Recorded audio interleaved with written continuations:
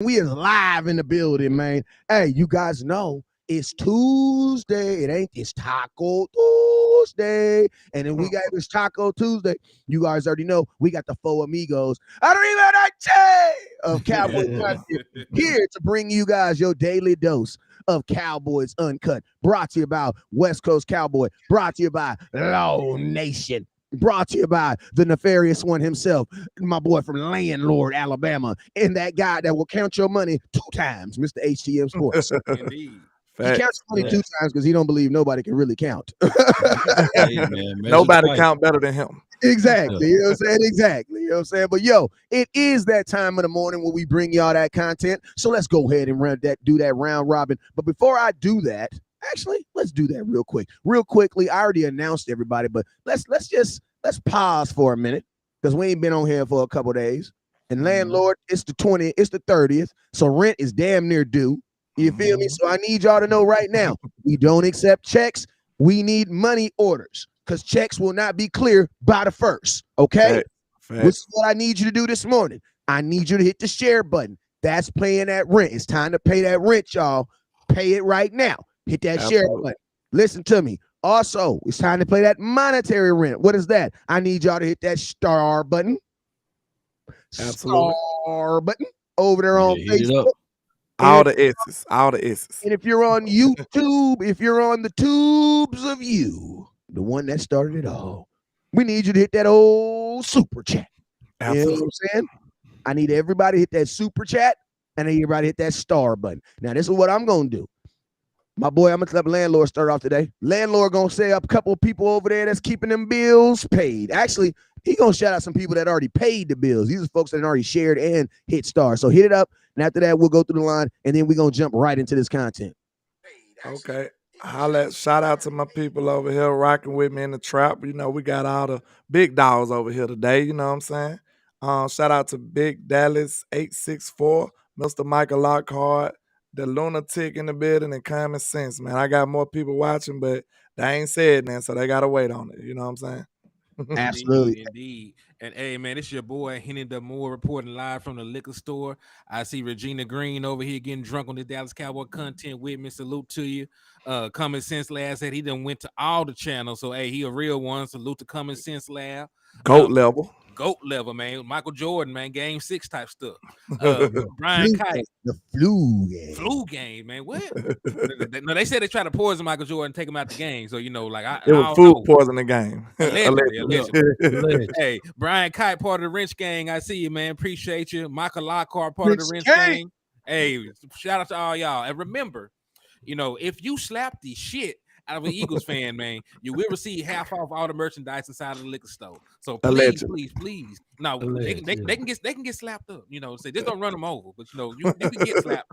But you know, hey, please go ahead and use that discount while supplies last. Hey, but shout out to that Cowboys fan who tried to hit AJ Brown. Hey. Heroes are born every day. Appreciate you. Hey, we ain't gonna incriminate nobody, so all we're gonna say, what you say, allegedly. Wow. He wasn't trying to hit him. It was just that he was walking in the street and his car accidentally bumped his. Okay, that what happened, man. That's what it was. But shout out to them real ass Cowboy fans who take it for real. Hey, Law, who over there helping you pay some bills, man? Matter of fact, man, who over there is helping you who's over there helping you get 100,000 subs? Man, all of the people, man. I appreciate y'all, man. They know who they are. I see them in the chat. Sadiq, appreciate you. Steve Ellis, appreciate you. JC Network and beyond. Sugar Daddy 1. Williams, you know, he's somebody's sugar daddy. So I love to know that. Action powwow, man. Appreciate you, man. D Shift, let's get it going the best way possible. Cowboy Nation, let's talk about this news that's around the world. Let's go. Hey, I just love how confident we are, because I ain't gonna lie, man. Some of y'all names on YouTube will definitely test your masculinity, you know what I'm saying? It will test our pause, but we appreciate you anyway. we definitely appreciate. We appreciate all the big daddies in the comment. We definitely saying those all day. You know what I'm saying? Stop using your lady's pet name as your cowboy. You get one shot out of every screen, like not more than that. Just one time. Neighbors know my name. He said, man, y'all better call me by my name. hey, he send that $30, $50 super chat. You be like, you gonna say sugar daddy then? You gonna say big heavy Cowboy fan. Stop doing this like that, man. Stop doing this like that. Yeah. But hey, man, let's go ahead and jump right into the content, man, because time is definitely of the essence, man. But hey, we got some announcements that we got to kind of make real quick, man. Because listen, hey, shout out to the nation for the support, man. You guys know, it's always our hope to bring you guys the latest and the greatest. And tomorrow we got not even little, something pretty huge, man.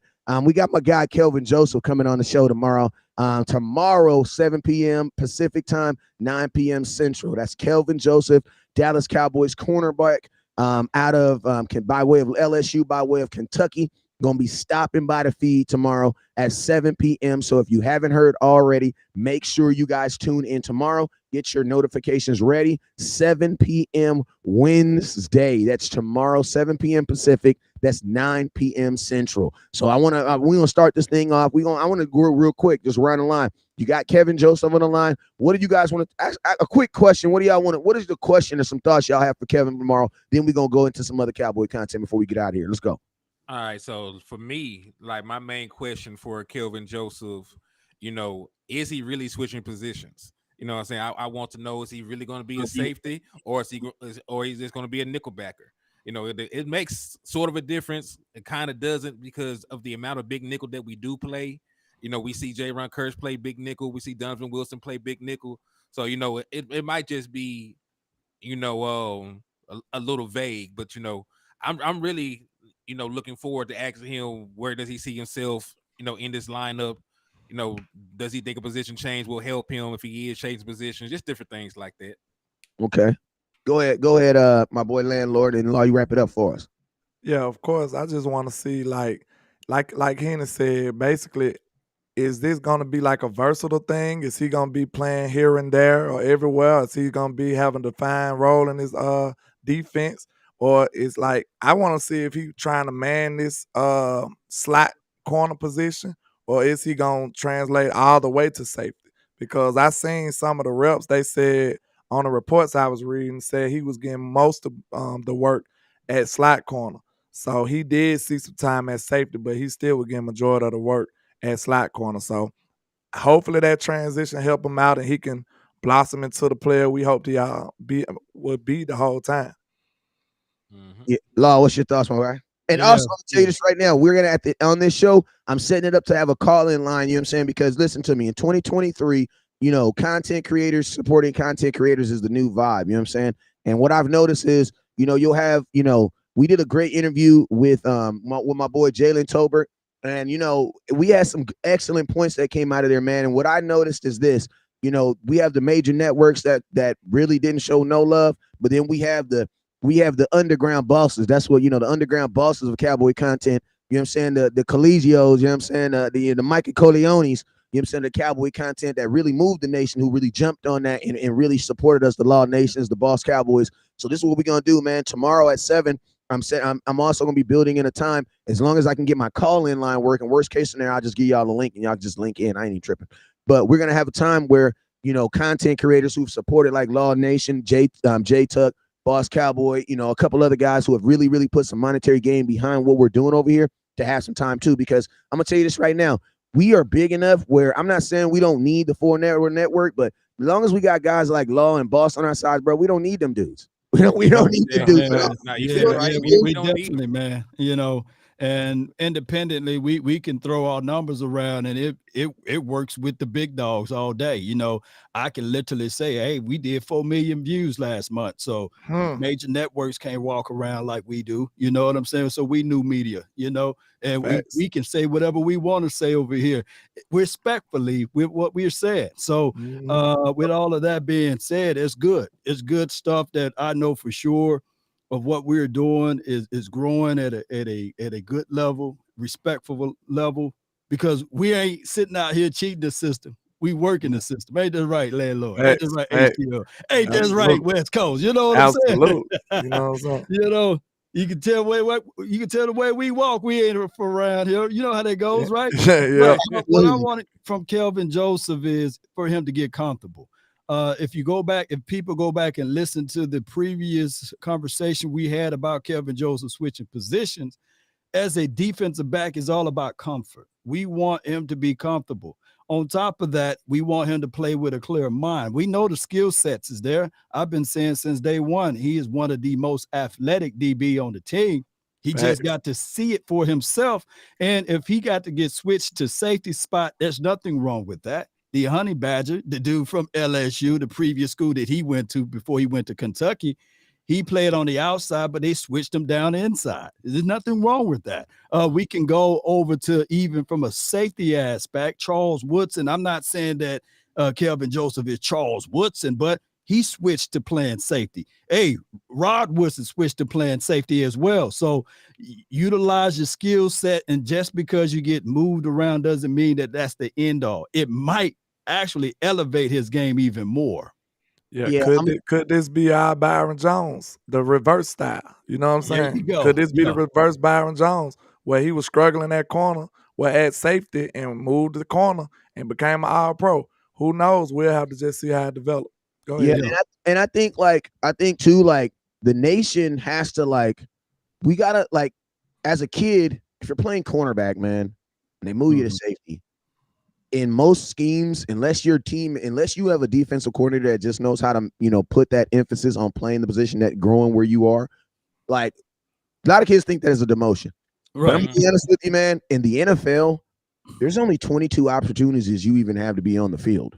Right. So if a person wants to put you on the field as a kicker in the net, like there's this hospital chain out here called Kaiser, and listen, this hospital chain is so good. I know people like my mom, bro. My mom was willing to take a job as a damn near. My mom got a PhD too, right? She's a doctor. Doctor. You know what I'm saying? Dr. West Coast, PhD, Dr. West Coast, right? And my mom, I remember a time when my mom was so, I don't want to use the word desperate. I hate that word desperate, but she was so turned up, I guess, about getting into Kaiser. Listen, I'll be a janitor. I'll work as a janitor for a couple weeks, for a couple months, and work my way up into the medical. I just want to get in. Right. Mm-hmm. And yeah, man, listen, it's all about being put in position to succeed. No, he tried playing outside corner at the NFL level. It has not worked out so far. You know what I'm saying? So you have very limited opportunities, like West Coast for various reasons, though. Let's because I'm gonna just say something real quick. A lot of times, guys, let's think about this. I'm gonna tell you guys the reason why we never heard of J-Ron Curse, because they had that Harrison kid in front of him. He's a dog. Yeah. And they had that other boy, Anthony Harris, that was in front of him, who was dogs. So when J-Ron Curse came over here, everybody's like, who is he? You know what I'm saying? I'm gonna be honest with you. Kelvin Joseph, imagine the type of cornerback. Even I'm not gonna say it didn't work out with him on the corner, because I think he obviously he needed time to grow in the position. But listen, I'm just saying as of right now, you know what I'm saying? Like it hasn't panned out at this moment. And when you all are constantly bringing in new players, like they brought guys in for free agency, you bring guys in through the draft, you get limited opportunities to prove yourself when you get on the field. So I'm just saying, as of right now, that is a good observation, HTM. Also, you got to understand this, everybody. He was only there at a spoonful of reps, even at cornerback. It's not like he went through 3 or 4 games at that spot and he totally dropped the ball there. I think that even with cornerback spot, it takes time for you to get your feet together and get in rhythm and understanding the speed and the pace of the game. Keep this in mind. Terry McLaurin, year 1 versus my guy Trayvon Diggs owned him, right? Cooked him. And as a wide receiver landlord, you know about that. Once you get over that, once you make sure you own that person, you're going to rub it all in their face until they stop you. So Trayvon Diggs was able and awarded to get that chance back on him. And I don't think that he even got close to dominating Trayvon Diggs ever again. No, never did. I guess that's part of the thing too. Like you said, it was very limited amount of snaps that he got to play, but they've already addressed cornerback 2 with Stephon Gilmore. We've seen the emergence of Deron Bland. So, you know, there's guys that, you know, you can almost pencil in to get some snaps at cornerback. So, you know, I think he'll have a better chance at safety. I just know You're right about that, though, as far as like the limitations he had at corner. Of course, he didn't had a best showing when he did get his opportunities, but I think we do need to give a little grace, man. We got to be honest. We've been dealing with Anthony Brown for years, so we've been seeing him get cooked left and right. He did do decently at times too. I don't want people to think that we just, you know, dogging him out, because Anthony Brown gave us some quality years too. But at the same time, we've been dealing with his struggles and his learning curve as well. So I think you do got to give players like Kelvin Joseph that kind of grace, especially when he ain't had a whole lot of reps in his league. You know what I'm saying? So I think we do got to take that into perspective as well. And I'm gonna tell you, this is the point I was trying to make with Kelvin Joseph is this. I think the worst thing that's happened to Kelvin Joseph is Trevon Diggs, bro. Like you got probably Deron Bland. No, Deron Bland might be the worst. Before that, yeah. No. Okay. Not even Deron Bland. I mean, not even Deron Bland, because Deron Bland's only played 1 year in the NFL. You know what I'm saying? That Deron Bland, no offense, but he could literally just follow. He could literally just go back to being a 5th round pick. You know what I'm saying? And if Deron Bland doesn't get an interception this year, he's still fine. Because you're a 5th round pick, he wasn't even supposed to be playing right now. Yeah, the levels of expectation. But go ahead. Exactly. That's what I'm saying. Like, Kelvin Joseph comes into a situation where you have Trevon Diggs, who's drafted in the same situation as you, 2nd round pick, same round. So it's like the expectations from fans is Trevon Diggs. Now, I'm gonna be honest with you. Trevon Diggs was not ready to start his rookie year. And I'm gonna tell you this right now. Anthony Brown was not ready to start his rookie year. Hey, let him know how he got his rookie year. How he got that starting spot too. Anthony Brown. Year. You know, I'm talking about Trevon Diggs. Listen to me. Listen, I don't want to say listen. The word I try to stay away from synonyms like decent, because when you say decent and okay and good, it doesn't give you a real longitude of what it really was. You know what I'm saying? Representation. Right. Exactly. So that's let's just, and I'm gonna keep it real with you guys. I made a ton of content about being upset about the Dallas Cowboys starting Trevon Diggs his rookie year, because I just did not feel that. I don't feel that any cornerback, especially drafted in the 2nd round, unless they actually show you is ready to start on the outside. You know I didn't feel like Trey was a 2nd rounder though. I thought it was a steal. I felt like he was a 1st round. He was a first round. I'm gonna tell you that's why I went looking at it like a 2nd round to play. I'm looking at it when we drafted stuff. I mean, Trevon Diggs, bro. I got the hollering in my car. I was like, man, that's a steal, bro. I don't think people realize that. So when we gave him the opportunity, I'm like, he deserved it. That's what I was thinking. Well, what happened? He did not play like he didn't play like no first. But our whole defense was terrible though, Wiz. Yes, but we're not. Listen to me. We're not talking about the entire defense. We're talking about cornerbacks.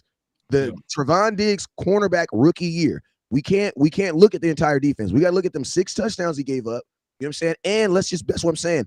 We put this frame on Kelvin Joseph because of expectations from other guys. Think about this. Trevon Diggs came to the same bad defense. Kelvin Joseph came to the same bad defense. You know what I'm saying? And on top of that, the other example I was using too is you have the expectations of another guy that's playing well. And on top of that, you have to then play yourself out of the room. I'm not trying to make any excuses for Kelvin, but I will say this. The thing that he did excel in, that he did have opportunity to excel in, special teams. You know what I'm saying? That's why I say for the special teams aspect is what allows you to not necessarily say give up, because I don't think you should ever be giving up on a 2nd round pick unless you tell me that you were expecting him to play in the 1st or 2 rounds. I mean, the 1st or 2 years. That's why I say there has to be a difference between Kelvin Joseph and Trevon Diggs, because like you guys were saying, Trevon Diggs was viewed as a steal. Kelvin Joseph was not viewed that way.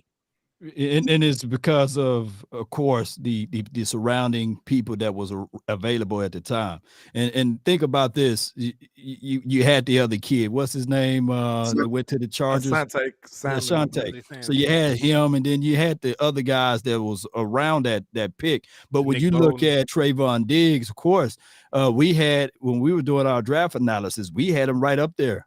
Well, I had him above AJ Terrell, right? I did too. So for the Cowboys getting him in the 2nd round and AJ Terrell going before even CeeDee Lamb, I believe, right? It was a good for us. It was a plus for us, you know. Exactly. Hey, shout out to Ray Moore. I think this dope right here. He said, when we come together, our new name should be New Media. That's dope. I like That's that. dope. That's dope. Shout out to you, sir. I think Boss, I ain't gonna lie. Hey, shout out to my boy Christian Lowe. I think with the $5 super chat, I think Boss already came up with a name. We calling it the Cowboys Universe. What do you say? Cowboys DC Universe. DC Universe. And I ain't gonna lie. Yeah. I ain't gonna lie. That does sound dope. I ain't gonna lie. That is dope. I ain't gonna lie. I did. It does sound kind of fire. I ain't gonna lie. I think he said Tuck came up with it. I don't know. One of them. It's between him and Tuck. Tuck is the one that got me on Marvel, so I would not be surprised if it was Tuck that came up, because that sounds like some Tuck does. Tuck is we got some creative guys in this space. We do, man. We do got some creative guys. A movie will come out with Tuck, and he'll go see it before his kids do. I love Tuck. No doubt, man. Oh, and keep in mind the reason why Trayvon Diggs started too, because remember that Cheeto Woozier? He got hurt. Oh, okay. So injury. You know, reason why Deron Bland got a chance. Oh, you remember Jordan Lewis got hurt? Oh, okay. Yeah. And that was a good one. But like one thing I do want to say about Kelvin before we move on, you gotta say this is a guy that's really trying his best though. Cause he could have went and just tucked his tail when they put him on special team. This is a second round pick. This is a pride thing, bro. Like if you ain't never played football, like, man, it's certain things the coach tell you to do. You might have a little frown on your face, but you got to know, like, man, I gonna do it for the team. Kelvin went out there and played like a dog in special team. Like, I made a whole video about him, man. This boy going down there gunning wide open, making plays. So, I mean, that right there is a testament. Like, it's a good representation to what kind of heart he got, what kind of fight he got in him. Because I'm telling you, I know plenty of guys who would have went and sat at the end of the bench with a sad face and went and never recovered from that. So I give him a little respect for that right there, no lie. And listen to me, I don't like bringing up people's past and stuff like that, so we already know the obvious, but you know, I think like this. It's like my boy Young Jeezy always say, we always gonna be on, but it's all, you know, the real trappers are defined about a re-up game. You know what I'm saying? How you get it, lose it, and get it back. You know what I'm saying? And I'm gonna tell you, you know, him to even get mentioned in Pro Bowl accolations at any position after everything that happened in the offseason, in my opinion, lets me know that this kid does have the mental aptitude. He does have the mental tenacity to go out there and do it. And I'm going to tell you this right now. We can say whatever the hell we want to say, but I'm going to tell you this right now. Have you guys noticed that I'm not going to say the black sheep, because I don't like calling anybody the black sheep, but have you guys noticed in the last 2 years, in playoff games when we needed a play, it's been these very players who we've always wanted to give up on, or we've always wanted to be like, they can't do this, or they can't do this, or they can't do that. It was Anthony Brown last year, and then it was Kelvin Joseph this year. The last 2 years in the playoffs, it has been the two guys that have been who this nation has wanted to give up, who has gotten you the football. That's a great point, Wes. No lie. That's a great point. Anthony Brown 2021 in AT&T Stadium. I'm going to be honest with you. Me and Tuck was right above me, literally standing right above me. And I know I was praying for a turnover. I know, and guess what? We needed it, and they didn't even need to throw the ball. They were up by 6. Yeah. And guess what? He threw a floater. Anthony Brown stepped in front of him and took it. San Francisco, the game in San Francisco, that boy on special teams went down there as a gunner and got that ball for us, man. And then we with that kind of testament to how the nation was kind of viewing Kelvin too, man, because I don't think he got his proper respect for that. That was a big play right there, man. Bro, that was a huge play. I'm going to tell you this like this. That play's so huge, if we win that game, we probably don't even get this interview. Bro, he get that interview, bro. You're looking at one of the biggest plays in the Dallas Cowboys playoffs in the last since what? The 90s. 90s easily, bro. That's a defining moment, bro. Just imagine if he would have been sad, you know, running half speed down the field that play. Because I'm telling you, bro, y'all got to know human nature. That man got demoted, and he still was motivated. That ain't easy. He went down there flying down the field and made a play. Like, hey, my hat's off to him for that. Just gotta make some plays, man. 2023 season, this will be the tell-all year, man. He gonna have to show up because we got other hungry guys that's on his team that need to get a chance too. Right. You Absolutely. got Eric Scott and all these young corners coming in Yeah. here. We gonna see what's up. And you mentioned Scott, man. They traded up for that boys. You know they high on him. Yep. Mhm. Hey, I'm gonna tell you guys some other stuff that I've noticed in the nation too. I was gonna put this up on the clicker, but my guy Overshawn, the linebacker out of Texas, J-Ron Curse tweeted something that I thought was very interesting. He tweeted some with some eyeballs that said he didn't even know that that Played the same position. they played the same position. So it looks like I'm gonna tell you this right now. Position flex in the Dallas Cowboys nation almost seems more important than the Dallas. Like for you to be able to play two positions, in my opinion, almost seems more important than the Dallas Cowboys than you being good at one. You know what I'm saying? Yeah. So it's like versatility. The Cowboys, that's something that they very, I mean, they're very, very high here. You know what I'm saying? Especially on defense. Yeah. Yeah, you want to be able to do that, especially when you think about Dan Quinn's. He want to be able to disguise the Mike, and if you got a guy that can play Mike and get onto the edge, this will be even more of a threat with Parsons now. So if you got a guy that's versatile, then we will see this defense scale even more, and that's why we even like the Mazi pick, because now you got a guy that will play one tech, but now he's going to be introduced and playing three tech. So this is going to keep everybody on their heels. If you got multiple guys that can play multiple roles up on front and on linebacker and on safety, those three levels, man, that's good. Yeah. Yeah. And you do see that a lot, man, especially with a guy like Overshawn. He has a safety background, play primarily linebacker at Texas. And you could really say the same about J-Ron Curse. Even though quote unquote on paper it said he's a safety, that boy got the green dot. He's in the box a majority of the time. They bring him on pressures. Same with Donovan Wilson. That man had 5 sacks last year. So it's all about moving around these guys along the defense. And the way that I usually try and picture it is like Dan Quinn is a chess player, and all the guys are chess pieces on the board. That he gets to move around. You might be a pawn on this play, you might be the king on the next. You know what I'm saying? So it's just really about the versatility of the defense, being able to have multiple fronts and looks. But I like it, man. A lot of these guys are fast, long, athletic. So I don't really see an issue with position flex, especially now since they, in my opinion, have gotten the defensive tackle position correct. They kept Hankins. They brought in Mazi Smith, and you're going to be small, right there behind it. You can't be small up front too. So I think they did everything they needed to do to make this something that's that can last. That something can be last and be effective. I love the versatility, like you said. Like, I feel like most of the times you can get away with the smaller linebackers and J-Ron Curse and Donovan Wilson them, but I feel like we really get that ideology tested when we go up against the running teams. Most teams ain't running. You know what I'm saying? But now I feel like he addressed that with Mazi Smith. Now he gonna be able to stuff them up so the guards won't be able to get to the next level. Now our smaller hybrid safety linebackers can go in there and make some noise. Because like I said, we got to get ready for the boss fights. The boss fights is the San Francisco 49ers and the Eagles. Them the guys that run the ball. Most of the NFL throwing the ball most of the time. So people like J-Ron Curse and Donovan Wilson, they good in that area because they covering. But when it comes to like smashing mouth running the football, which we probably won't see until playoff time, you know what I'm saying? That's what we be mad at because we don't have the we don't be able to match wits with some of these guys. But I think Dan Quinn, with adding Mazi Smith, I think we didn't really kind of address that issue now. Yeah, and I wanna put up a quote real quick from my boy Mazi. If you can read that, who can see it real quick? If you can see it, read it real quick. Can everybody see that quote real quick? Yeah, I can see it. It says a lot of people talk about my pass rushing from college, but I never had a pass rush plan. We're gonna get a plan and see what I can do. I was a run stopper at Michigan, and if we were gonna win a game, it was gonna have to stop the run. Pause. That's what.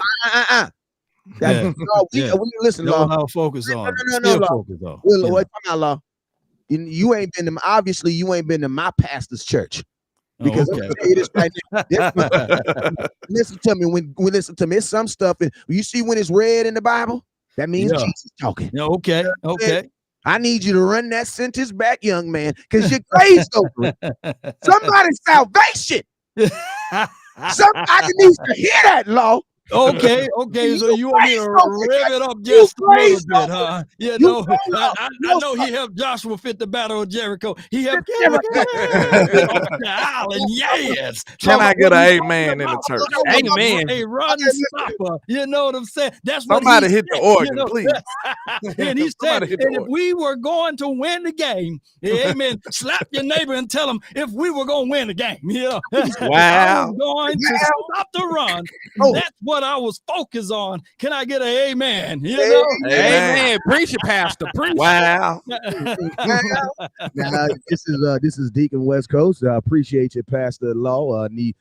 Ushers, go ahead and get them buckets floating. Appreciate you, get them going. Right? Pump that collection plate out there. The doors of the church are open. Oh my God! Hey, bro. Hey, R.I.P. Reverend Dunwood, man. R.I.P. Reverend. R.I.P. You know, Henny, you a fool for that, bro. He said, "The church of the doors are open." You a fool for that. R.I.P. Reverend Dunwood. Hey, man, listen to me. There's some stuff that's just so good, bro. You gotta say it over, bro. When a player says this, man, listen to me. As a coach, I hear a player at any position say this. You know what I say? He understands it, bro. Yeah. He says, if we were gonna win a game, there is no we. I thought football was a team sport. There's no we. I was gonna have to stop the run. Bro, I love he understood the assignment, like the young people say. Bro. I love he understood the assignment. Yeah. And if we going to win games down in the playoff, we need to stop the run. And he needs to stop the run. Yeah. I like that accountability, man. That's coming from a rookie. He understands, like, he don't have to have the shiny, glamorous stats. All he got to do is the dirty work, and it sounds like he ready for it. He here for it. I love to hear that coming from a defensive tackle. Like, he know what he need to be doing. Yeah, and I'm gonna tell you this right here. You know, when I hear a defensive tackle saying he wants to stop the run, that's just like me hearing a fullback say he want to blow people up, right? You want to block folks. Yeah. Listen to me. If my fullback's talking about scoring touchdowns, running the ball, bro, you're not my fullback. I'm sorry. You're running back. You're running back. Just go try it. Yes, just go try it. Because listen to me. My fullback is probably going to get one carry a year, and that's going to be that thank you carry in game 17 when I give you a free touchdown. That's it. Other than that, you're running into people. Blowing folks off the ball. Folks off the ball. Because a lot of people, when you hear like running backs, you hear all of that. But even if we go all the way back to 2016, you know, and you think about the person who did all of the dirty work so that Ezekiel Elliott can eat. Keith Smith, man, he was like, hey, I'm a linebacker, but I'm going to play fullback and I'm going to knock somebody out. I'm looking for someone to hit. It's these small, subtle things that goes a long way, Cowboy Nation. And when Mazi said those things, we'll be looking for the results from what he said. Yes, and I'm going to tell you what I love about this is, because the one thing about it is we're all fathers on here, right? So when we come home and something's broke, I'm gonna tell you what we want. We want someone to take accountability of it, right? And it's like even the ladies gotta learn it sometime. Because the first time as soon as you walk in, you know who's the biggest title teller in the house. Wife, girlfriend. As soon as you get home, she telling all them kids, like, such and such was doing this, such and such was doing this. You know what I mean? And you know what I tell my kids? Hey, you see your mama, right? She a snitch, right? You see her, right? You better not do what you're supposed to do because your mama gonna tell on you. You know what I'm saying? But the one thing I be looking for, or all of us be looking for when we come in the house as a man, is accountability. Somebody just tell me, hey, daddy, I broke your TV. You know my kids bad. They gonna team up and say nobody did it. So now I gotta get the belt. Now everybody I got to get the belt. But listen to me. I love the fact when you have a team and you have a team saying we have a problem, this is our fix. So oftenly we have had a problem with something and we haven't necessarily said this is what we're going to do to fix it. We've just kind of said we have a problem, or sometimes the Cowboys haven't even acknowledged it. This is probably the first time in years I think that the Cowboys have clearly acknowledged we have a problem stopping the run. At least go find someone who has a responsibility to do that. Now I'm gonna tell you this right now. If it doesn't work, you technically can't even get mad at the Cowboys. You want to know why? Because, bro, They tried. They put a first round pick in trying. They tried now. They tried. Yeah, it should collectively work. And on top of that, boy, when we get up by 2 or 3 scores, it's over. You know what I'm saying? So it's gonna work even more. You remember Mr. Burns say, "Release the hounds. We're gonna release them hounds on them, boy." Yeah, because Mike and them coming. Because think about this, fellas. Our D tackles have really, none of our D tackles have ever been in a situation where they are now not like, because like teams have always been successfully been able to run the ball on us, right? So our defensive tackles have never really needed to worry about sacks because it was never really going to happen. Why? Because we need to stop the run. So that's a great point, what you were saying, like when we get up or when these teams can't stop the run, then guess what? Now a guy like Mazi Smith's going to be even more effective now because now they're not even running the ball. You seen how happy Michael was when we drafted him. He know what time it is, what he man. Saying, no more quarterback sneaks. He said no more QB sneak, AJ. He called him out. He let him know. Yeah. Hey, I'm going to tell y'all something real quick because we talked about how being versatile is a dope thing, but I feel like Micah Parsons might have a disagreement with being versatile because I see him. It feels like the closer he gets to being eligible to get a contract, the less versatile he wants to be.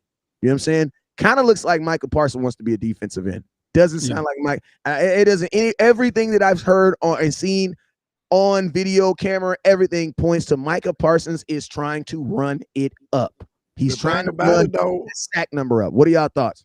The thing about it is he is a defensive end. I don't know why we doing this fantasy land. He is. They played him 700 plus snaps.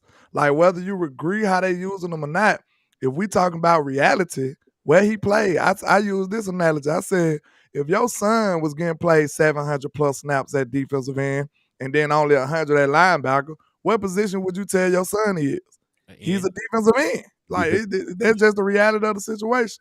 Now, whether you agree with how DQ using him, that's neither here nor there. But in reality, he is a defensive end, basically. Right. Yep. And even if you consider him a linebacker, he's an outside linebacker. He ain't no middle. He an edge, wherever you want to classify these guys at.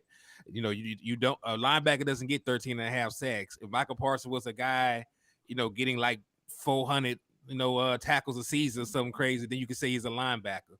But like this man is out there getting sacks, getting pressures. Matter of fact, if you go back and just look at his cumulative numbers, he has more sacks his first 2 years than DeMarcus Ware did. And we all know that Marcus Ware is the Dallas Cowboys all-time sack leader. So, I definitely think, it's all about semantics. Linebacker money is not the same as defensive end money. Defensive end are getting like wide receiver kind of cash.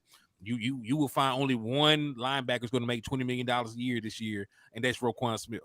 So if anything, I think Micah Parsons want to make sure that he's going to get that bag, he get enumerated as he's supposed to get enumerated, because just be honest with it. At the end of the day, we can't always say that the Dallas Cowboys front office handle these contracts the best way. You know what I'm saying? Like we seen them try a penny pitch and try to get guys to sign deals for below market value. I think Micah Parsons just trying to set himself up so he doesn't have to worry about it. It was kind of alarming. It's gonna be quick. It was kind of alarming to see Stephen Jones act like he ain't care what position he played. Yeah, right. Like, cheek man. Do you care? Like, don't lie to us, sir. Yeah, this is what I also think too. Like, I think Micah Parsons knows that the Dallas Cowboys will have no problem making him the highest paid linebacker in football. Like, I think he knows that.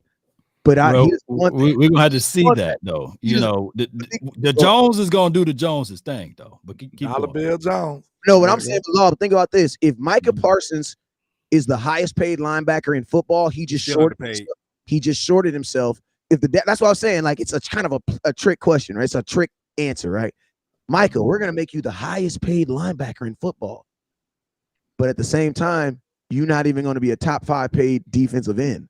Right. Did you see what they projecting? I think they projecting Bosa to be the first defensive player to make over 30.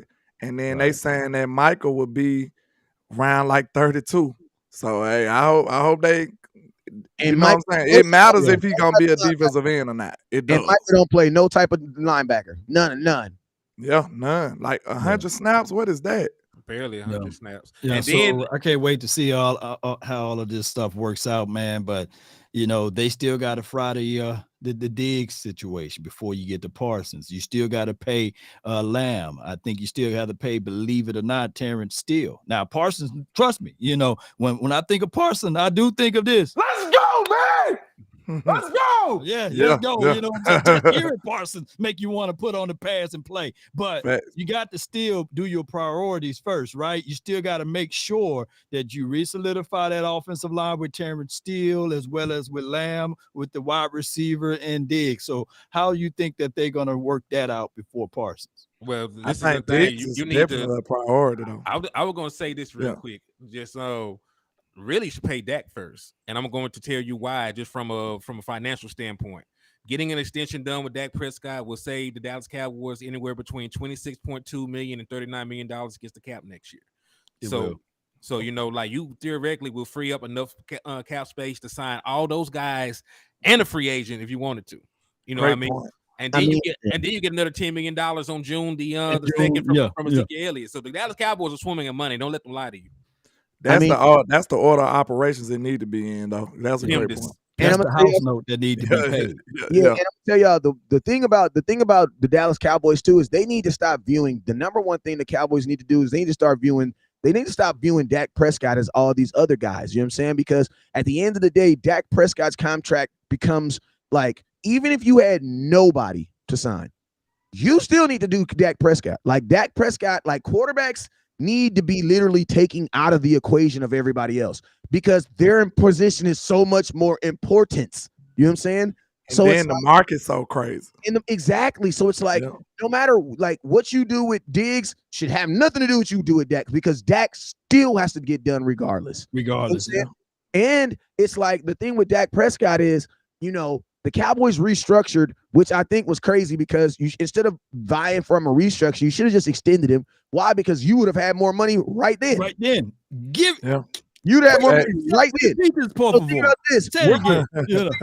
Even like we're gonna literally restructure Dak because you're gonna have to at some point. They're gonna extend him at some point, and then we're gonna have money after we leave the store. Like imagine you going to the store, to the candy store, asking for all this stuff. Your mama's like, I ain't got no money. You crying, walking out of the store. Then she get in the car and she be like, here, shut up. Take this $20. What is that going to do for me? You're not going to take me back to the store. But you already know how it goes, Wes. Here's it go. Here's how they sound. But Wes, you're wrong. and Dak Prescott is trash, and we keep losing because of Dak Prescott. He's the reason why I would not extend him. We'll be more doom and gloom.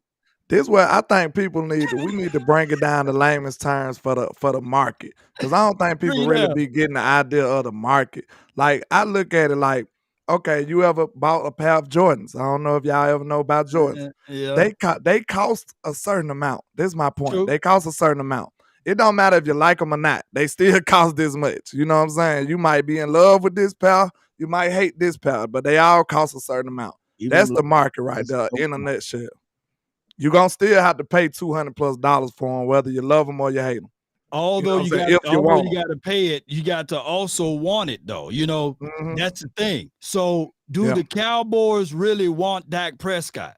That would be the whole conversation, because if you want it really, you would have did the extension earlier. Not saying that the Cowboys don't want Dak Prescott, but collectively their actions speak like, hey, let's see how this season go before we get the chance of extending him, and what that price of that bag gonna do if you don't. Go up. It's just digging ourselves an even worse hole, though. And it seems like they ain't learned their lesson because betting against Dak, that was my argument. I said, why don't you bet with your quarterback for once? Yeah, they've been betting against Dak the whole time. And what he been doing? Tearing them up when it comes to the money. Tearing them up. I'm going to say this one thing real quick. Talk to me. Do we know that they didn't try to give Dak Prescott an extension? I don't believe they did. Well, it takes two to tango. It takes two to tango. And like, why would Dak Prescott rush to sign a contract with them anyway? Why wouldn't that get leaked out? And then his agent ain't gonna want to be jumping the gun either. And you know who his agent? His agent is the same guy that signed Pat Mahomes, right? They work with the same conversation, right? Mm-hmm. So they got a reputation to uphold when it comes to that money. Like, Yeah. and the agents they pretty much make the market when you think about it. Cause like they want to make sure they get top dollar. They want that to be their selling point. I got Dak Prescott this much. You know what I'm saying? That's how they want to sell the other players. I'll keep it real. I don't believe the Cowboys offered him an extension. One, because I could tell the disappointment when Dak. I remember there was a conversation at Dak Prescott, and they were talking about his restructure, and they were like, it could be one of those things we just wake up and it's just done. The reason why I believe that they didn't offer him an extension, because you got to remember, to extend someone, I got to call your agent. To restructure, I got to call my lawyer. You know what I'm saying? Yeah, that's a great point. If an extension, I have to get you to agree with me. You know what I'm saying? And a restructure, I don't got to get you to agree with it. It's already in your contract. I just call my lawyer and say, hey, paragraph 6, we're going to go ahead and do that. Then you'll get a memo. You'll get an email from me saying you've been restructured. Hey, the restructure is me moving my money to this account to that account. It ain't got nothing to do with you. Exactly. It ain't got nothing to do with you. And I'm going to tell you this right here. I think after the Dallas Cowboys, have you guys noticed when the Dallas Cowboys have these contract negotiations that don't necessarily go their way, they're less inclined to work with those players again, bro. Like, I'm just being real with you. Like, they're less inclined. Like Dalton Schultz, they weren't able to get a deal with him on him last year, and guess what? They were less inclined to try to get with a deal this year. You think that's Tony Pollard fate coming along down the pipeline? Well, let me finish this. Let me finish this point, and then I say this. Okay.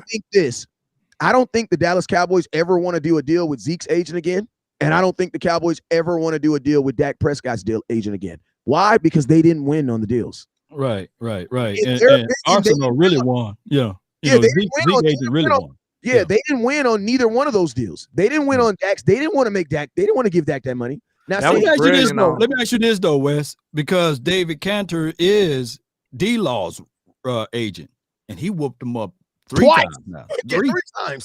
Mopping the floor with them boys. He's mopping them. And David Cantor is not a guy that will hold his tongue. He would let them know. He was like, yeah, we all know that the salary cap can be manipulated, and y'all are bullsugaring us along with this whole process. And keep in mind, there's future money. So what you guys got to do is, and I get the people that's going to hate us about talking about the contract money with Dak Prescott because they think we are all Dak Prescott apologists. But no, this is how this thing goes.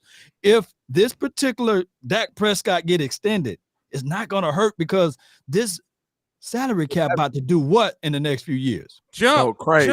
It's gonna go crazy.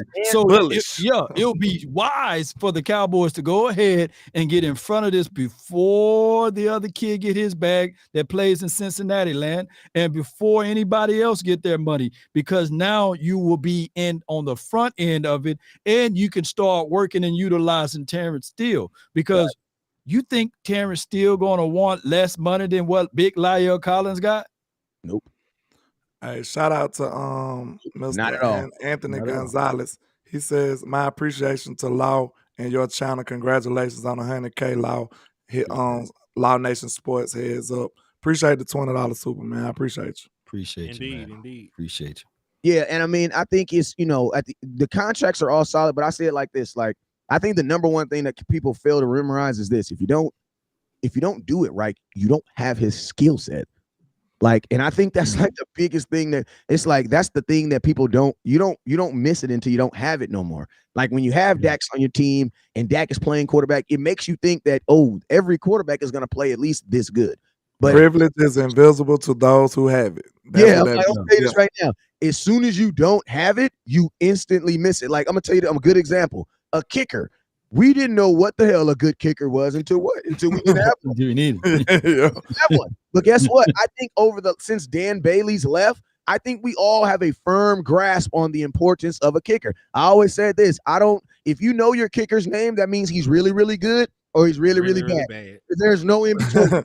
Look, do you think it go down to the smallest detail, like to long snapper too? Because we just changed our long snapper. Like, he do a mistake. Now we like, dang, what happened to our good long snapper? Do you think it go down that far? Well, LP, I think LP retired. He was our snapper. He was our snapper for like 16 years. Yeah. In positions like that, I think, and when it comes to positions like that, I think it has to do with your relationship with the special teams coach. Like, you're not gonna tell me you couldn't have upgraded your long sniper in 16 20 years. I mean, I think that they got rid of him because he was in this politically, me speaking, you know, you can say whatever you want, you know, he was going to get that record for the longest tenured player, snap player on the team. And I think it was going to trump a certain other player number there. But that's a whole nother storyline. It was no reason to get rid of LP Lattisaw. You probably don't want your long snapper to have that record either. That's you think about it. Yeah. My question is, I mean, do you want your quarterback to be your all-time passing leader? Because I mean, they stopped Dak from doing that. Dak was 6 yards from breaking the Dallas Cowboys passing record. 6 yards. You know what they did? They stopped them. They pulled them. Man, they love those numbers, man. I'm about Dak. Yes, 2019. I thought that was just an admirable thing Dak did. You think they just did it? They pulled him. He did not want to go out the game. Bro, I didn't know that. Landlord, think about this. That was the same year Dak was trying to get the bag, bro. Yeah. Imagine the Cowboys trying to pull. We don't want to play the all-time passing leader. Yep, most yards in a singular season. You know, imagine trying to not play that guy. And he went off that year. The team just didn't do that great all together. But did you see that they actively went and got him the most passing touchdowns in a season after they paid him? 38. Because he ended up getting that. He ended up throwing 5 touchdowns against the Eagles. They kept got to get that confirmation. Yeah, they kept him in there when they didn't have to at that point. But you know, when they were trying to negotiate his number, try to keep that number down a little bit, they went ahead like, yeah, you come sit over here with me, Dak. I think it's an element to that privilege that we talk about with Dak too. And there's a lot of people who, you know, they probably won't agree, but I mean, look, since you had Dak Prescott, your team been competitive. I don't know if you realize that it's teams that would love to be competitive, just to have a seat at the table. There's a lot of teams that don't have that luxury. And Dak been giving you 10 plus wins every year. You're not gonna win the Super Bowl every year, man. Most GMs want a seat at the table or a chance in the fight. That's what most teams want. Hey, that's a great point. I'm gonna tell you, I'm actually dropping a video today, Lord, and it go like this. And I got an opportunity to interview on El Paso ESPN 600 radio. Shout out to them. Congrats on that too, man. Salute. Yeah, shout out to them, and shout out for Cowboys packages, man, for making all that mess happen, man. Treat the boy real good. Appreciate y'all. Y'all need them Cowboys packages. Y'all need to highlight them boys. Matter of fact, I'm gonna drop a link later. But man, you know, I look at wait time out. Where was we going with this? I lost my point real quick. I was talking about how privileged we are with Dak winning the games and stuff. Okay, my mind went blank. My mind went blank. I was basically saying like how GMs want to sit at the table of being competitive most of. Oh yes, thank you, Jesus, thank you. Yeah. So yes, bro, on air, they asked me, in your opinion, were the Dallas Cowboys successful last year? And I'm gonna tell you this right here. I think that's one of the hardest questions to ask because you have to answer it in 2 ways, right? And I answered it both ways. In Landlord, I basically say what you said. Like I said, and I'm dropping this video today. I said, you know, from a fan standpoint, any year that you don't win a Super Bowl, you feel it's a failure, right? But from a business standpoint, on the other side, and from a content creator's standpoint, I actually feel like last year was a success because your team did actually get better. And shout out to Anthony Gonzalez with the $20 super chat on Law Nation's page. It was a success. You know what I'm saying? But at the same time, it's always about your perception. Because think about this. You don't hear Eagles fans saying that last year was a failure. You don't. You don't hear. You know what I'm saying? And think about this. And what it really comes down is this. The Dallas Cowboy fans, ours as a general, we come into NFL seasons with a higher expectations than anybody else. You know what I'm saying? And even looking at the NBA, when you have like the Memphis Grizzlies, one would think that would have been the biggest debacle of the NBA season. Like, bro, they were a team that was projected to be in the Eastern Finals. Their star got suspended twice, and they got bumped in the first round. You know what I'm saying? So it's like, you know, the Cowboys, and that's what I said on air, like, the Cowboys, we just have that expectation. Even if we don't fix the problems from the prior year, the expectation is still for the Dallas Cowboys to be competitive and to compete for a championship. I love it, but guess what? It's a gift and it's a curse. Every year we are expected to win. Not just look, people say, can you at least get to the NFC championship game? No, that's still not good for us. You know, look, Danny White, how many times he went there, you know, and look how they raked him over the coals.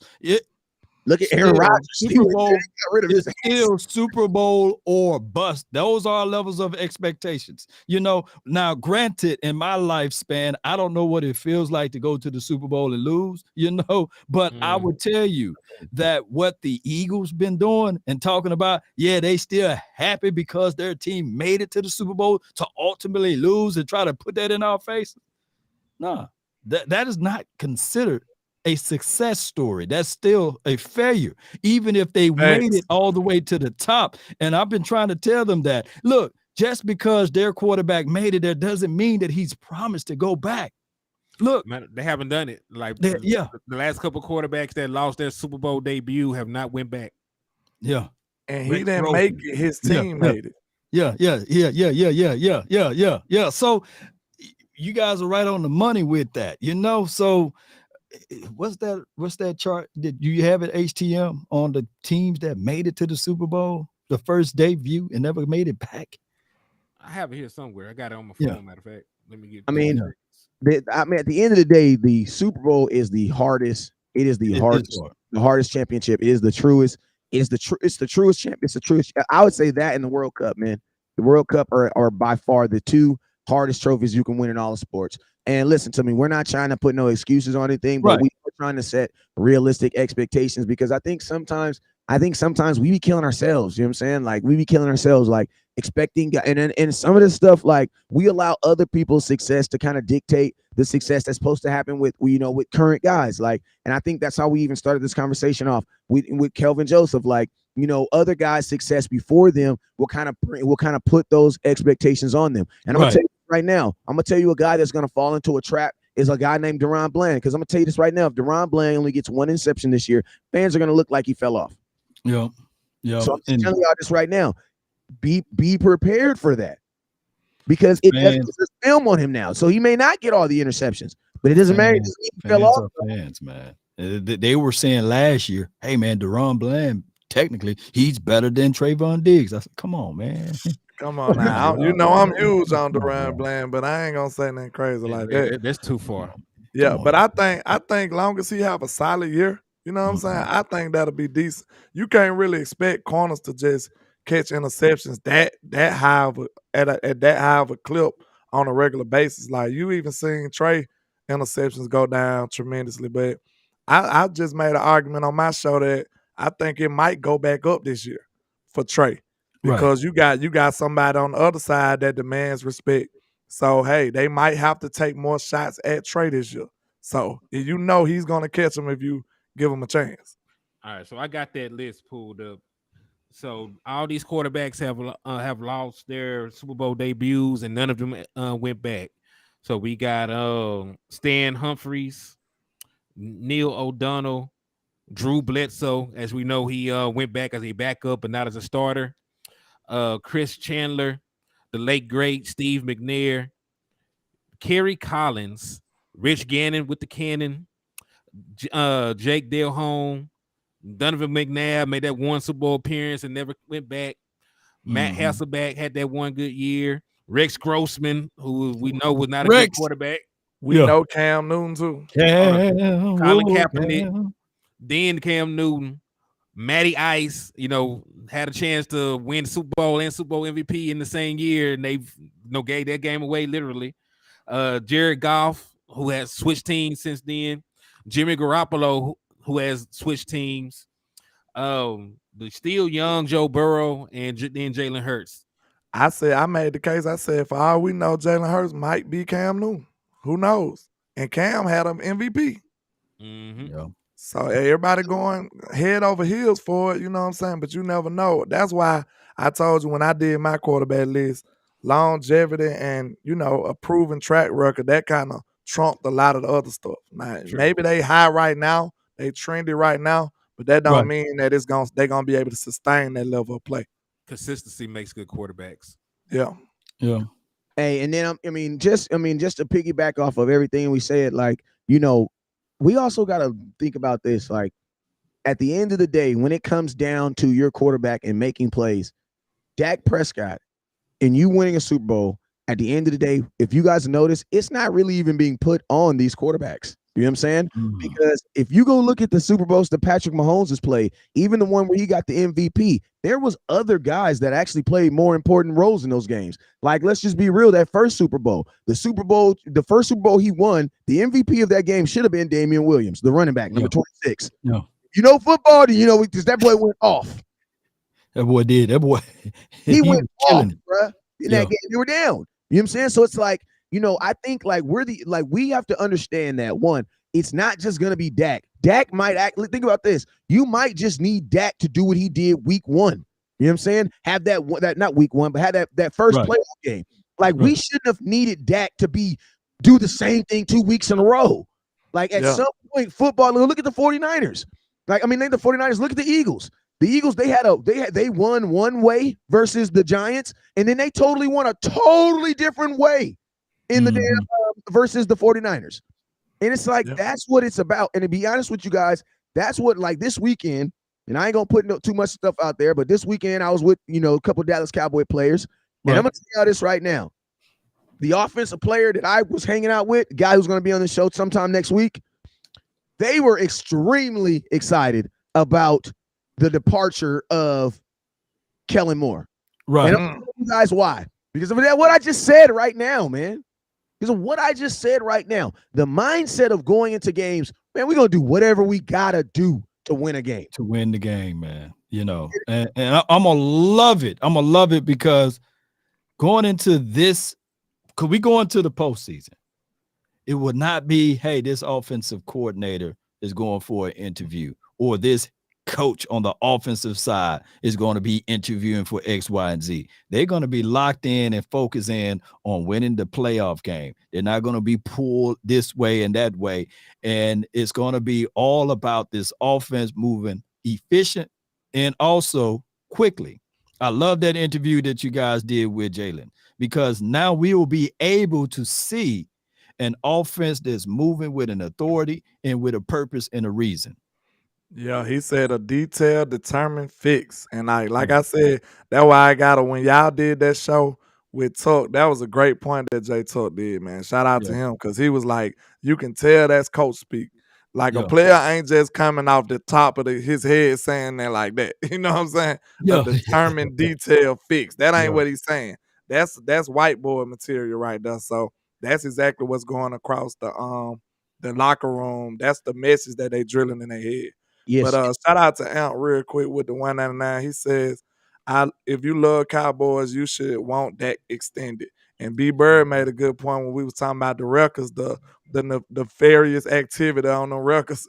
He said they brought Win back to break Dez touchdown record. Ugh. And if I'm not mistaken, I don't think he even broke it, because he ended up breaking the record as an Oakland Raider. No, he broke it for the Cowboys. He did? Oh, they made sure he got it. Remember, because he came back. He came back. Oh, but I thought Dez. But you know what? You are right. Dez has more career touchdowns than him though, because he got the 3 in Baltimore. That's what that's what I'm thinking. Yeah. But hey, and I'm gonna tell you the reason why. I'm gonna tell you why they care about those records, because in 20 years, nobody's gonna really know who Jason Witten is, but they're gonna say he's the Dallas Cowboys touchdown leader, and you can buy his jersey. You know what I'm saying? You can't really, at the end of the day, a large parts of this has to do with jersey sales, because, when you go into these AT&T stadiums, that's why the Cowboys like putting guys in these uniform numbers. There's a reason why CeeDee Lamb was going in that 88. You want to know why? Because there's no money to be made with an 88 with nobody in it. Why do you think listen to me. I'm pretty sure Stephon Gilmore wanted that 21 like Dion, but I have a feeling if we really pulled him to the side, I'll be like, Gilmore. Hey, man, come here, man. Hey, come here. No, real quick. Hey, Gilmore. Hey, Law. Let me holler at you, good Law. Hey, Law. Yeah. Hey, you really want that number, Law? Hey, man. Look, it's gonna be a CeeDee Lamb situation, man. Jerry, you really want that Jerry, man. Hey, Law, just tip your hat. If you do, if you ain't got to snitch, you ain't got to snitch. I'm just saying, if there just so happened to be another number like your number at South Carolina that you probably could have wore in Dallas, just keep breathing. Don't do nothing crazy. Keep breathing, because I know him. I mean, you're a grown ass man. I mean, Stephon Gilmore, you're damn near 30 something. So maybe you do want to end your career, talking about Deion Sanders. I mean, you got kids. I would think my final year, I want to wear my college number. I mean, I got kids and stuff like that, but I'm just saying, maybe it's a coincidence. I don't know. We see, man. We understand. Hey, J-Rock, you really want to wear that 0? Yeah, man, I want to wear that 0. Well, you're gonna have to buy all the inventory. I was just about to say, go to the pro shop. I can't even go to the pro shop and find J-Ron Curse. Somehow somebody got $10 to $15 million worth of inventory. You still want that money? You still want that 0? And I think that was financial. I was just about to say, I think that was financial because he backed up off of that. He said, "Nah, I'm good on that, bro." I gotta get on down though, man. I gotta get back to work. Last statement, then we're gonna let you out here, right? Well, if you gotta go, you gotta go. Hey, same thing I told you about Jalen Smith, and this is something truthful. Jalen Smith it was not his idea to change his number to number 9. That was not his idea. And I told you guys that. The reason why I told y'all that is because everybody was killing his ass for it. You know what I'm saying? Jalen Smith. Romo number. Yes, Jalen Smith changed his number to the number 9 and did not have to pay for it. You want to know why? Because Jerry Jones knew that there was more money in having that 9 on the field. And then guess what? As soon as Jalen left, what did they do? They gave it right to Turpin. So y'all think the rookie gonna get it then, right? Overshawn, right? He gonna be 0. Somebody Zero gonna have to sell, and it's gonna have to be somebody that's spectacular enough to get that number rolling. You don't print. Listen to me. You don't print that 0 or jersey up until Law said exactly what he said. That's what I'm feeling like. That's why I asked. They waiting. That's why. That's why I asked the question. Genius, man. Nobody. Because think about this. Nobody's ever had that number. So right. If you pay up all these jerseys and he don't play, who's gonna buy those jerseys? I tell you one thing. If he do get 0, he gonna play. They gonna put him on the field. No doubt. Hey, man, we got to get up out of here, man. You guys already know what it is, man. Hey, Henny, let them know where you hail from and let them know where they're gonna find you at. Yeah, man, it's your boy Henny the Moore reporting live from the liquor store. I appreciate everybody that tapped in with me. Show love to the channel. Wes, landlord, Law, always a pleasure. Thank y'all, and I will see y'all later on. I'll probably be live later on about 6 today, so tap in. Hey, and also real quick, I'm gonna let Hitty go so we can get these last little things out. Also, real quick, we have the interview tomorrow, Kelvin Joseph, Wednesday, 7 p.m. and that's 7 p.m. Pacific time, and that's 9 p.m. Central time. And I'm gonna tell you this right here. This is what we're gonna do. We interviewed my boy Jalen Tolbert last week, and I'm gonna tell y'all what we trying to bring these guys to the nation, and we ain't being stingy with it, man. Because listen, we just gonna set the interview off, and after we set it off, guys like Law and Boss, they gonna get right on it, and then they just how your mama cooks something, but then it sit out overnight, and then you eat it and marinate for a little bit. You wake and be like, damn, it tastes even better. That's what we doing with these interviews, bro. We don't need ESPN. We don't need Fox Sports. We don't need those guys. As long as we got guys like Law, Boss, J Tuck that's putting our interviews and stuff like that, we don't need them dudes. You know what I'm saying? We don't need them. You know what I'm saying? So tomorrow, make sure you tune in 7 p.m. to watch the Kelvin Joseph interview. At the end, I'm gonna have some content creators like my boy Law Nation tap in so he can get a couple questions and things like that, because we sharing the wealth. 2023 is about content creators supporting other content creators. We've done 7-8 years of supporting the fans and supporting the nation and the Cowboys. I'm gonna tell you this right now. 2023, I'm supporting the other guys that's working just as hard as me, man. So we eating. I appreciate you. Law, congratulations on that 100 band. Man, let them know where they can find you. Well, they know he got 100,000 subscribers. So Let's go, man. Let's go. Obviously know where to find Law Nation.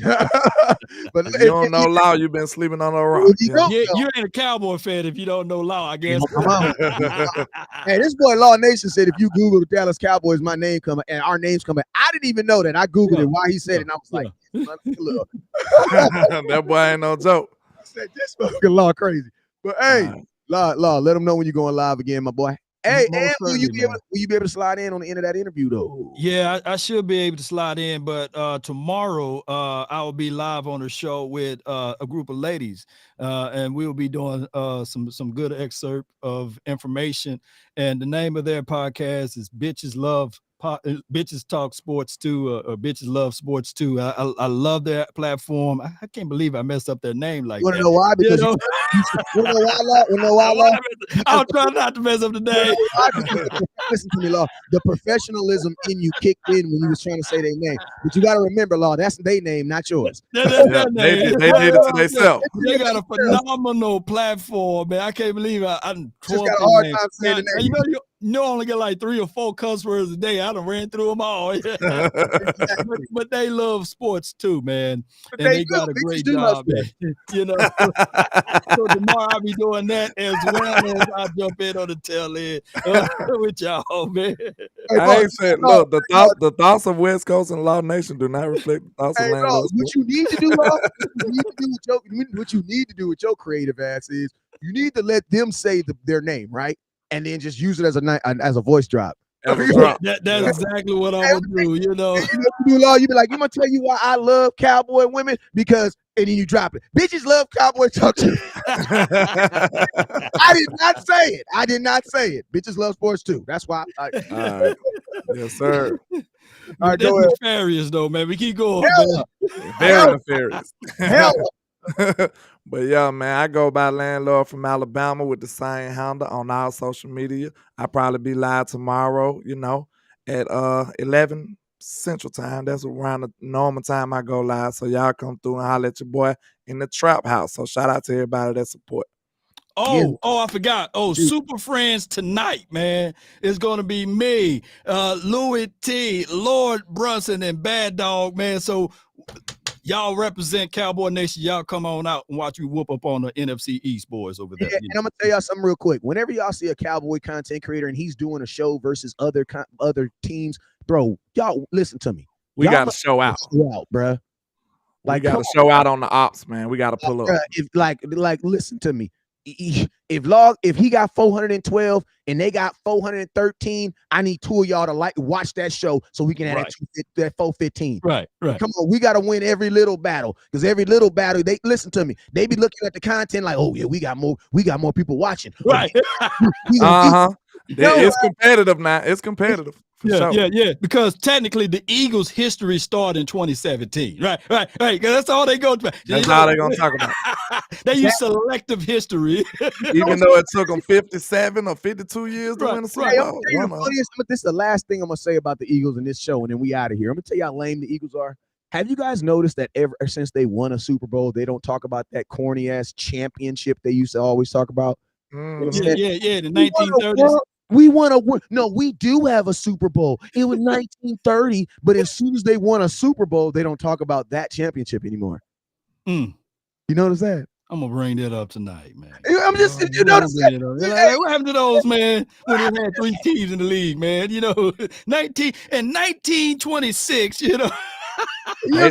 They bragging on Super Bowl appearances over there. Bro, that Super Bowl ring ain't even got no diamonds in it, bro. They don't know what they're doing over there. They ain't even got no diamonds in it, bro. But hey, man, listen to me. We are officially 2 days away from the suck, and the suck is that June content. 2 days away from the suck. The suck is that June content all the way up to the start of training camp. I'm gonna tell you this right now.